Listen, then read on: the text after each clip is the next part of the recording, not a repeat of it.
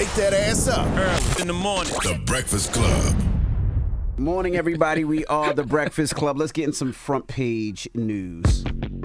Now, last night, I just want to start with some WNBA playoffs. The Liberty beat the Aces 84-88. They lead the series 2-0. Yeah, I went to that game, man. Salute to Asia Wilson. Okay, in the Las Vegas Aces. Great game. Salute to the Liberty, too. It was a fantastic game last night. And the Lynx beat the Suns 77-70. There's a lot going on. Of course, there's Major League Baseball playoffs, NBA's coming back, and NFL. So there's a lot of sports on. I don't watch baseball. I tell y'all all the time, I like baseball better when everybody was on steroids.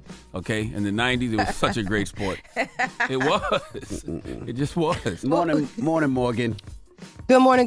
So let's get into it because there's a lot to cover. In case you missed it, the vice presidential debate between Ohio Senator J.D. Vance and Minnesota Governor Tim Walz. Didn't see a lick of it. Who won? I keep everywhere I'm reading, they say J.D. Vance won. On CBS News last night, the polls show, of course, a tight race between, this happens as there is a tight race between Vice President Harris and former President Donald Trump. I ain't gonna lie, from a personal perspective, Vance, he looked like the more composed. I told y'all. He did. No. But they were very polite with each other. I told y'all that was going to happen. They were very polite. Yeah, very respectful towards nice. each other. They did stick to the issues, and it was like old school politics. So the candidates spoke on the topics of housing costs, child care, women's reproductive rights, health care, the rising tensions in the Middle East, guns, gun reform, immigration, Hurricane Helene, and of course more. So on the topic of women's reproductive rights, when Minnesota Governor Tim Walz, he criticized the former president for bragging about putting anti-abortion conservative justices on the Supreme Court while he was in office. Meanwhile, Vance says there are diverse options on abortion and that states setting their own policies makes sense. Let's hear more on the topic of abortion from those VP, not wannabes, but the VP candidates. Lord Jesus. Their Project 2025 is going to have a registry of pregnancies. It's going to make it more difficult, if not impossible, to get contraception and limit access, if not eliminate access to infertility treatments. That's nobody else's business, but those things are being proposed. And the catch-all on this is, well, the states will decide what's right for Texas might not be right for Washington. That's not how this works. This is basic human right. As a Republican who proudly wants to protect innocent life in this country, who proudly wants to protect the vulnerable, is that my party, we've got to do so much better of a job at earning the American people's trust back on this issue. I want us as a Republican Party to be pro-family in the fullest sense of the word. I want us to support fertility treatments. I want us to make it easier for moms to afford to have babies. And I know we're running short on time, but when it comes to the southern border and immigration, Vance called for a mass deportation of criminal migrants, while Walz touted VP Harris's work out on the border as a California AG. Let's roll the audio on the southern border. You've got to re-implement Donald Trump's border policies, build the wall, re-implement deportations. Kamala Harris was the Attorney General of the largest state and a border state in California. She's the only person in this race who prosecuted transnational gangs for human trafficking and drug interventions. The candidates also spoke on the rising tensions in the Middle East. Of course, this comes yesterday as Iran launched as many 200 missiles at Israel. We'll talk about that more in detail. In the 7 o'clock hour, the U.S. worked with Israel to defend the country from the attack. So far, what do you think about the candidates and what you heard in regards to the debate? Last night, I thought Tim Walz had a bunch of great stories, things that connected, but I think J.D. Vance was on top of it. I would say this, which was very surprising, that they were very polite with each other. Like when Walz talked about his son seeing a mass shooting or a shooting, instead of going on, J.D. Vance was like, I am so sorry that your son had to deal with that. Mm-hmm. I didn't know. That's how humans should interact. That's how they should, but yes, we didn't see it in this race. And the fact that we seen it in this race showed a different side of J.D. Vance and the Republican side to me. That's what I thought last night. I agree. It didn't change my mind about anything, but no. I did notice all of what Envy said. And when they asked Tim Walz about his service and his time, the way he responded and just how not composed he was, I felt bad for him because I felt he just comes off as such like a nice person. And I was like, they're gonna drag him for that. He just didn't. He stumbled over answering the question. He didn't seem confident sometimes. It caught him. I don't even know how it caught him off guard because you had to know they were gonna talk to you about this. But he was not ready, like poker face wise, to answer that question. Well, one of the reasons JD probably looked crisper is because he be outside. Like every Sunday morning, he's on these news shows. He's fielding questions. Whatever nonsense, whatever lies come out of his mouth, he still addresses them head on. He does. Every week. And sadly, a lot of times when you look younger, you just sound fresher. Like Tim Walz sounds good when he's at rallies. It's like, yeah, granddad, you can get a pep rally hype. But, it looks totally different in a debate. Morgan, let me ask you one question. Did you feel like every time Walsh answered, it was with a story? Like it was never a complete answer. It was like not too much on Granddad. It was not, Granddads and uncles always got a story. I can't even tell you. I can't even tell you how I feel about anything till I tell you the story. Yes. Don't do that to Granddaddy now. I find that to be both of them. But yeah, it always. Well, I grew up this way, and and it's kind of like, well, just answer the question. Let me tell you about Mary. Mary went to get an abortion, and she drove over here, and then Mary died driving back and forth, and then it was about abortion. Those stories are important, though. You know what I'm saying? Yeah, but everything was a story. Yeah. I didn't watch last night, though. I was watching the Liberty Aces game. I could have cared less about the debate. And I told y'all J.D. Vance was probably going to win that debate. All right. Well, nothing came up. He didn't bring up J.D. Vance talking about Haitians eating dogs. They did. Okay. Did J.D. bring up Tampon Timmy? He didn't say that? He didn't say Tampon Timmy. When they brought up the hit, go ahead. We talked about that on, he was tweeting that, or Truth Socialing, whatever you want to call that. He was posting that on Truth Social. He did call him Tampon Tim. Oh, okay. Wake that ass up. In the morning. The Breakfast Club. Morning, everybody. It's DJ NV, Jess Hilarious, Charlamagne the Guy. We are the Breakfast Club. Lauren LaRosa filling in for Jess. And let's get in some front page news.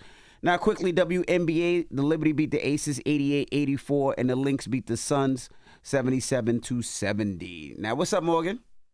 Yeah, so yesterday was a lot going on yesterday. The White House says Iran's attack on Israel appears to have been defeated. National Security Advisor Jake Sullivan said the U.S. helped defend Israel and continues to work with Israel to assess the impact of Iran's attack. Now, yesterday, Iran launched nearly 200 missiles at Israel. And of course, as mentioned before, the U.S. helped in the defense of that attack. Let's hear from National Security Advisor Jake Sullivan. The United States military coordinated closely with the Israeli Defense Forces to help defend Israel against this attack. U.S. naval destroyers joined Israeli air defense units in firing interceptors to shoot down inbound missiles. In short, based on what we know at this point, this attack appears to have been defeated and ineffective. We will consult with the Israelis on next steps in terms of the response and how to deal with what Iran has just done, and we will continue to monitor for further threats and attacks from Iran and its proxies. Yeah, so following the attack, Iran issued a warning saying that any retaliation would result in a, quote, crushing response. So I will continue to keep you guys abreast as to what's happening in the rising tensions in the Middle East. Meanwhile, here on the home front, the U.S. Department of Justice will review the 1921 Tulsa Race Massacre. The Oklahoma Supreme Court dismissed a survivor's reparations lawsuit earlier this year. Attorney Demario Solomon Simmons represents the two remaining survivors of the 1921 massacre and calls the announcement a joyous occasion. Let's hear more from the attorney. An amazing opportunity for us to make sure that what happened here in Tulsa is understood for what it was, the largest crime scene in the history of this country. For our federal government to have never, ever recognized this with an actual report is a travesty. It was a conspiracy of silence that has gone on for decades and decades and decades. This has been a difficult journey, a lot of obstacles, a lot of odds, a lot of opposition, but today we have a victory. I'll tell you what, man, if this was damn near any other race in America, those people would have been compensated already for what happened in Tulsa on June 1st, 1921. And it wouldn't even be it would have happened a long time ago. Mm-hmm.